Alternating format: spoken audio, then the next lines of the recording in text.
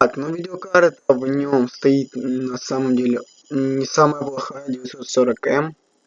Мне ее с головой хватает, и интегралка есть.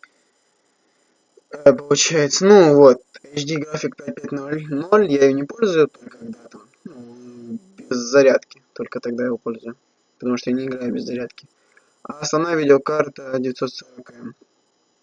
В принципе, эту видеокарту хватает за головой. Она, ну, процессор постоянно на 100% загружен, а видеокарта, ну, не больше 80. Поэтому я считаю, это самый оптимальный вариант. У тех, у кого денег нет и хотят поиграть, то, конечно, этот ноутбук стоит брать. Но я хочу вам посоветовать эту комплектацию не брать. На третьем процессоре, ну, я серьезно говорю, он очень слабый. Есть точно такой же на i5.